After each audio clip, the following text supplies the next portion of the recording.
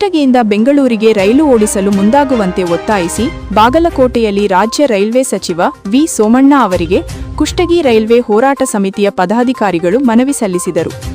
ಹೋರಾಟ ಸಮಿತಿಯ ಪ್ರಧಾನ ಕಾರ್ಯದರ್ಶಿ ವೀರೇಶ ಬಂಗಾರ ಶೆಟ್ಟರ್ ಮಾತನಾಡಿ, ಕಳೆದ ವರ್ಷ ಕುಷ್ಟಗಿಯಲ್ಲಿ ರೈಲ್ವೆ ಸ್ಟೇಷನ್ ಉದ್ಘಾಟಿಸುವ ಮೂಲಕ ಕುಷ್ಟಗಿಯಿಂದ ಹುಬ್ಬಳ್ಳಿಗೆ ರೈಲು ಓಡಿಸುವುದಕ್ಕೆ ಚಾಲನೆ ದೊರೆತಿದ್ದು, ಇದರಿಂದ ಸಾಕಷ್ಟು ಜನರಿಗೆ ಅನುಕೂಲವಾಗಿದೆ. ಆದರೆ ಕೇವಲ ಹುಬ್ಬಳ್ಳಿಗೆ ಒಂದೇ ರೈಲು ಓಡುತ್ತಿರುವುದರಿಂದ ಕೋಟ್ಯಾಂತರ ಹಣ ಖರ್ಚು ಮಾಡಿ ನಿರ್ಮಿಸಿದ ರೈಲ್ವೆ ಮಾರ್ಗ ಮತ್ತು ಸ್ಟೇಷನ್ ಉಳಿದ ಸಮಯದಲ್ಲಿ ಖಾಲಿ ಎನ್ನುತ್ತಿದೆ. ಕುಷ್ಟಗಿಯಿಂದ ಹುಬ್ಬಳ್ಳಿಗೆ ಇನ್ನೊಂದು ರೈಲು ಓಡಿಸಬೇಕು ಹಾಗೂ ಕುಷ್ಟಗಿ, ಯಲಬುರ್ಗಾ, ಕುಕನೂರು ಜನತೆ ವ್ಯಾಪಾರ ವಹಿವಾಟು, ಶೈಕ್ಷಣಿಕ ಉದ್ದೇಶಗಳಿಗಾಗಿ, ಸರ್ಕಾರಿ ಕೆಲಸಗಳಿಗಾಗಿ ರಾಜಧಾನಿ ಬೆಂಗಳೂರಿಗೆ ಸಂಚರಿಸಲು ರಸ್ತೆ ಸಾರಿಗೆಯನ್ನು ಅವಲಂಬಿಸಿದ್ದು ಹೆಚ್ಚುವರಿ ಹೊರೆಯಾಗುತ್ತಿದೆ.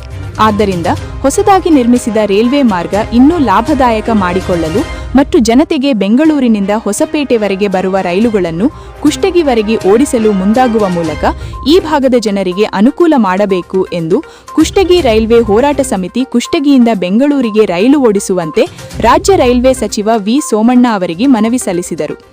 ಕುಷ್ಟಗಿ ರೈಲ್ವೆ ಹೋರಾಟ ಸಮಿತಿಯ ಮನವಿ ಸ್ವೀಕರಿಸಿದ ರಾಜ್ಯ ರೈಲ್ವೆ ಸಚಿವರಾದ ವಿ ಸೋಮಣ್ಣ ಅವರು ಮಾತನಾಡಿ, ಈಗಾಗಲೇ ಪ್ರಧಾನಿ ನರೇಂದ್ರ ಮೋದಿ ನೇತೃತ್ವದಲ್ಲಿ ರೈಲ್ವೆಯಲ್ಲಿ ಸಾಕಷ್ಟು ಅಭಿವೃದ್ಧಿ ಕೆಲಸಗಳಾಗಿವೆ.